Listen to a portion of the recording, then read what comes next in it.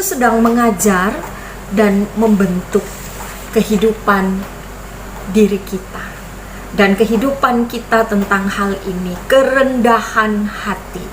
Siapakah yang memilikinya? Siapakah yang menginginkannya? Sudahkah kita ada dan hidup di dalam sikap hidup, keteladanan hidup seperti yang Yesus ajarkan, Yesus lakukan, Yesus tunjukkan dalam kehidupan kita? Kenapa? Karena kerendahan hati adalah kualitas hidup orang percaya.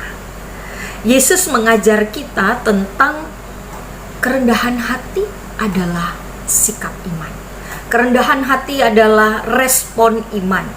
Kerendahan hati menunjukkan bahwa kita tidak memposisikan diri kita lebih tinggi dari orang lain, namun kita bisa memposisikan diri kita mungkin sejajar, bahkan kita rela membawa diri kita untuk lebih rendah dibandingkan yang lain. Seperti apa ya? Seperti tidak merasa lebih pintar, merasa lebih baik, merasa lebih mahir, merasa lebih hebat, bahkan tidak dapat menghargai orang lain. Yesus mengingatkan kita agar kita merendahkan diri. Yesus menginginkan kita merendahkan hati, karena hati yang mau merendah adalah hati yang mau membungkuk, hati yang menghormati, hati yang menerima keberadaan, disejajarkan, ditempatkan di bawah dalam keberadaan Yesus yang adalah Allah yang mau merendahkan diri menjadi sama dengan manusia, menghadapi penderitaan yang tidak mudah. Bapak, Ibu, Saudara yang kekasih, merendahkan hati karena melakukan segala sesuatu dengan kasih. Berani menghadapi apapun tanpa harus mencari muka, tetapi menunjukkan ketulusan bersama-sama menjalani hidup ini. Yesus menasihatkan orang-orang yang dijumpai pada saat itu yang lebih banyak menunjukkan kesombongan, mencari kehormatan, orang-orang yang suka memamerkan dirinya, suka pilih-pilih tempat. Saudara, anak-anakku yang kekasih di dalam Tuhan Yesus Kristus, kebaikan hidup, kebaikan sikap terwujud dari sikap yang tulus menghargai, menerima, mengasihi orang lain dan sesama. Bukankah itu adalah sikap Yesus? Yesus yang mau merendah, Yesus yang mau melayani. Bagaimana dengan kita?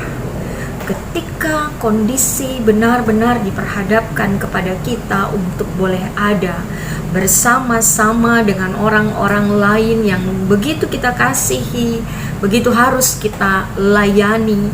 Bagaimana suami melayani istri, istri melayani suami, orang tua melayani anak-anak, anak-anak melayani para orang tua terkasih, keluarga boleh saling melayani, bahkan melayani orang-orang yang membutuhkan kasih dan anugerah Allah melalui diri dan kehidupan kita.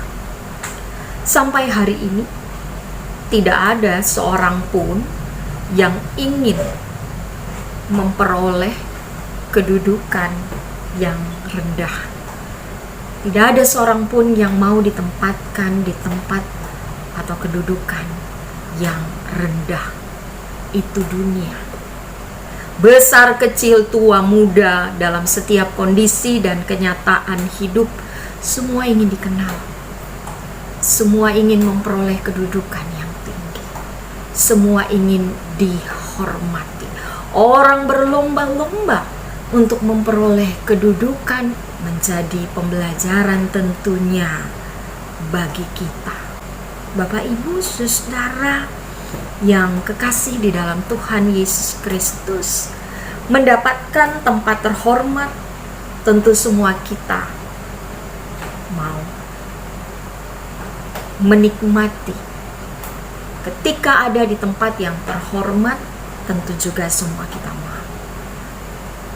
mengalami ada di tempat yang disebut sebagai tempat terhormat. Kita semua mau.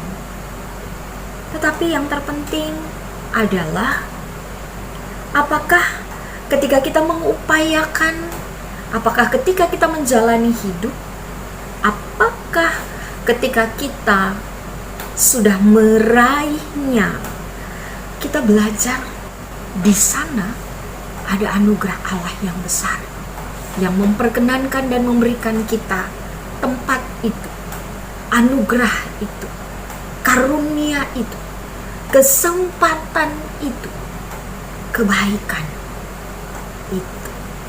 Ketika kita meraihnya, apakah kita belajar dari kerendahan Yesus yang datang memasuki kehidupan manusia, melawat, menyembuhkan, memulihkan, mengerjakan perkara-perkara di luar segala hal yang menjadi batasan-batasan manusia, dengan rela memberi diri, rela menghadapi penderitaan, rela menghadapi segala sesuatu. Apakah kita tetap mau ada dalam sikap kerendahan hati yang melayani, yang menghamba, yang tulus? Apakah ketika kita pun harus merendahkan hati, kita belajar bagaimana Yesus menolong, mengangkat kehidupan kita? Ternyata keberadaan tempat terhormat itu adalah ketika kita ada di dalam perkenanan Tuhan. Tempat yang terhormat, tempat yang terbaik dalam kehidupan orang percaya adalah mendapat perhatian, perkenanan, kasih, kuasa, kebaikan Tuhan. Dan hari ini kita mau belajar bagaimana Tuhan mewujudkan itu dalam hidup kita. Teruslah bersikap, menyatakan, menunjukkan sikap kerendahan hati. Yang kedua, mintalah Tuhan untuk membentuk, untuk memampukan hati pikiran kita selaras sejalan dengan apa yang menjadi keteladanan Kristus bagi kita. Memiliki sikap hidup rendah hati dalam ketulusan dan kasih yang nyata. Yang ketiga dan terakhir, kerendahan hati diwujud nyatakan dalam melayani, tidak sungkan, tidak masah bodoh, bukan sesuatu yang berat, tetapi terus memperhatikan dan memasang kepekaan, anugerah kepedulian untuk boleh terus saling menjadi berkat. Tuhan memberkati kita semua.